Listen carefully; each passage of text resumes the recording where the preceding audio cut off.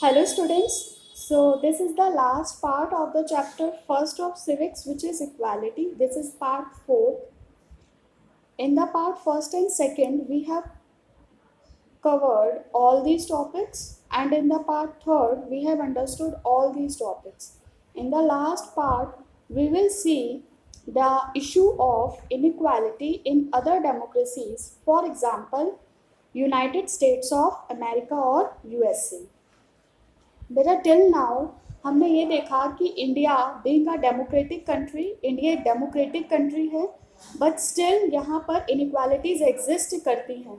सो सिर्फ इंडिया ही एक ऐसी कंट्री नहीं है बेटा जो डेमोक्रेटिक होते हुए भी जहाँ पर इनइक्वालिटीज एग्जिस्ट करती हैं. There are some other countries as well, and in this video we will see the example of USA, United States of America.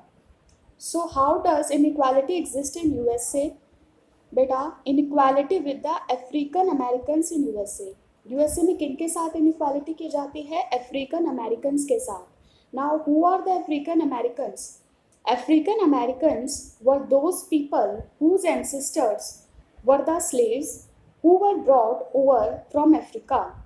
They continue to face huge inequalities even today. So African American वो लोग थे बेटा जिनके ancestors, जिनके पूर्वजों को लाया गया था अफ्रीका से.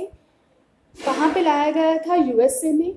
क्यों लाया गया था? एज ए स्लेव्स, नौकर की तरह लाया गया था, to work for the American in USA. ठीक है. So they were brought from Africa and they were mostly blacks. Okay, उनका जो कलर था वो ब्लैक था, बट जो यूएसए में जो इनहेबिटेंट्स थे पहले से, उनका कलर वाइट था.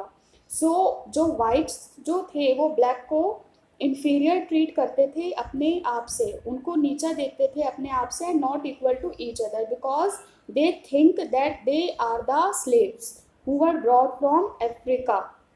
ओके. सो उनको अब आज भी बहुत सारी इनइक्वालिटीज़ को फेस करना पड़ता है. सो पहले क्या हुआ? There was a movement in 1950s to push for equal rights for African Americans. बेटा 1950s में एक मूवमेंट स्टार्ट हुई जिसमें अफ्रीकन अमेरिकन्स ने अपने लिए इक्वल राइट्स मांगे. Before this African Americans were treated extremely unequally in the USA and denied equality through law. इससे पहले 1950 से पहले जो अफ्रीकन अमेरिकन्स जो थे उनको बिल्कुल बहुत ज़्यादा अनइक्वल ट्रीट किया जाता था वाइट्स से. Okay. And they were denied equality through law. और यूएसए में स्पेसिफिकली लॉ बना दिए गए थे, ये ऐसे लॉ बना दिए गए थे जिनमें जो अफ्रीकन अमेरिकन्स जो थे उनको अनइक्वल ट्रीट किया जाएगा, इस तरीके के लॉ बना दिए गए थे, कानून बना दिए गए थे. For example, while travelling by a bus they had to sit at the back of the bus or get up from their seat whenever a white person wished to sit. For example बेटा जब भी वो बस से travel करते थे, कौन? African Americans.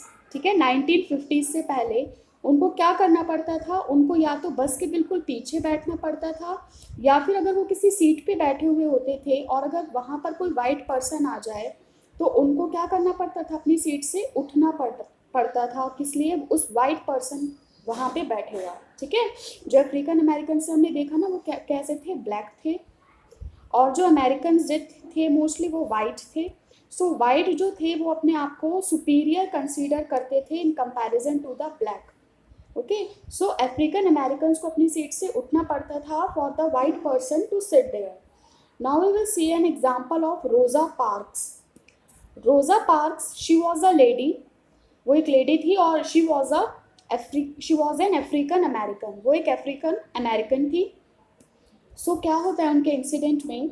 रोजा parks was an African American women. One day she was returning from a long day at work. She refused to give up his seat on a bus to a white man on 1st of December 1965. एक दिन वो अपने work से वापस लौट रही होती है रोजा पार्क्स, और वो अपनी सीट देने से मना कर देती हैं. किसको? एक वाइट पर्सन को. कब? On 1st of December 1965. यानी वहाँ पर एक वाइट पर्सन आता है उस बस में और वो मना कर देती है अपनी सीट से उठने के लिए. Her refusal started a huge agitation against the unequal ways in which African Americans were treated and which came to be known as the Civil Rights Movement. जैसे ही उन्होंने मना किया, रिफ्यूज़ किया अपनी सीट से उठने के लिए, उसके बाद एक मूवमेंट स्टार्ट हो गई. वो मूवमेंट किसने स्टार्ट की? सभी अफ्रीकन अमेरिकन्स ने, कि उन्हें किस बुरे अनइक्वल तरीक़ों से ट्रीट किया जाता था by the whites, and they started to demand rights for them. उन्होंने अपने लिए राइट्स मांगने शुरू करे और उनके जो राइट्स की मूवमेंट स्टार्ट हुई, that movement was came to be known by the name of civil rights movement. Then, the Civil Rights Act of 1964 prohibited discrimination on the basis of race, religion or national origin. फिर एक act आता है बेटा, civil rights act of 1964. उसमें क्या होता है, जब एक एजिटेशन स्टार्ट हुई अफ्रीकन अमेरिकन्स के द्वारा, तो वहाँ पे यूएसए में एक एक्ट पास किया गया, सिविल राइट्स एक्ट ऑफ 1964. उसमें क्या हुआ कि सब तरीके की डिस्क्रिमिनेशन को, भेदभाव को ख़त्म कर दिया गया on the basis of race, रंग के आधार पर, धर्म के आधार पर और नेशनल ओरिजिन के आधार पर, कि कोई किस कंट्री से आता है अमेरिका में, तो उसके साथ कोई भी डिस्क्रिमिनेशन नहीं किया जाएगा. It also stated that all the schools would be open to African American children. उस लॉ में ये भी बोला गया कि अब से जो सारे स्कूल्स हैं वो अफ्रीकन अमेरिकन बच्चों के लिए खुले रहेंगे. पहले क्या था, इससे पहले, इस राइट से पहले, जो अफ्रीकन अमेरिकन जो थे उनके लिए सेपरेट स्कूल्स बना दिए गए थे, जिनमें जो थे वाइट पर्सन्स नहीं जाते थे, और जो वो स्कूल्स थे वो बहुत लो क्वालिटी में के थे in comparison to the school for the white. Despite this, even today, majority of African Americans continue to be poorest in the country. इसके बाद भी, ये राइट मिलने के बाद भी, अब भी जो यूएसए है वहाँ पर जो अफ्रीकन अमेरिकन्स हैं वो क्या हैं? पुअरेस्ट हैं.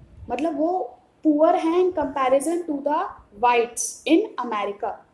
ओके, अब भी वो कहाँ जाते हैं? गवर्नमेंट हॉस्पिटल में, जहाँ पे उतनी फैसिलिटीज़ नहीं होती हैं as compared to the whites. ठीक है, who go to private hospitals or who go to those government hospital which are very well in all the facilities. So अब भी जो है अफ्रीकन अमेरिकन्स यूएसए में, they are poorest. So now last topic of this chapter is challenge of democracy. Democracy के लिए सबसे बड़ा challenge क्या है? No country can be described as being completely democratic. अब जैसे बेटा हमने स्टडी किया कि इंडिया है, उसको हम डेमोक्रेटिक कंट्री तो बोलते हैं, बट क्या वहाँ पे इक्वालिटी एग्जिस्ट करती है रियल लाइफ में? नो. सिमिलरली यूएसए, वहाँ पे भी जो है अफ्रीकन अमेरिकन के साथ अनइक्वल ट्रीट किया जाता है. तो हम किसी भी कंट्री को कम्प्लीटली डेमोक्रेटिक कंट्री नहीं बोल सकते. There are always some persons and communities in every society who continue to be treated as unequal. Her society में कुछ ऐसे पर्सन्स होते हैं, कुछ ऐसी कम्युनिटीज़ होती हैं, समुदाय होते हैं लोगों के, जिनमें उनको अनइक्वल ट्रीट किया जाता है, असमान ट्रीट किया जाता है. It is only when people begin to believe that no one is inferior and that every person deserves to be treated with dignity that present attitudes can change. So ये कब बदलेगा बेटा? जब हर एक पर्सन, एक सोसाइटी का ये मानना शुरू कर दे कि कोई भी किसी से छोटा नहीं है. ठीक है, अगर कोई भी पर्सन एक सोसाइटी में कोई भी वर्क करता है, each and every work is important in the society and no work shall be considered inferior. ठीक है, कोई भी काम छोटा नहीं होता, हर पर्सन क्या होता है? इक्वल होता है, और हर पर्सन को रिस्पेक्ट के साथ ट्रीट किया जाए, डिग्निटी के साथ ट्रीट किया जाए, उसको रिस्पेक्ट दी जाए. तो इससे क्या होगा? तभी हमारा जो एटीट्यूड है, प्रेजेंट एटीट्यूड्स है, वो चेंज हो पाएंगे. ठीक है, जो हमने एटीट्यूड पाल रखे हैं कि कोई पर्सन बड़ा है और कोई पर्सन छोटा है, कोई कास्ट बड़ी है, कोई कास्ट छोटी है, कोई रंग अच्छा है, कोई रंग बेकार है, मेल सुपीरियर है, फीमेल्स इन्फीरियर है. तो ये सब कैसे चेंज होगा? जब लोगों के एटीट्यूड्स चेंज होंगे. ओके, जब लोग ये मानना शुरू कर देंगे कि नो वन इज़ इन्फीरियर, सभी एक दूसरे के इक्वल हैं. ओके, कोई भी किसी से छोटा नहीं है और हर कोई व्यक्ति डिजर्व करता है कि उसको कैसे ट्रीट किया जाए, with dignity and with respect. So on this note this chapter is completed, and go through all the videos of this chapter again and again. Thank you for listening me, and students, keep learning.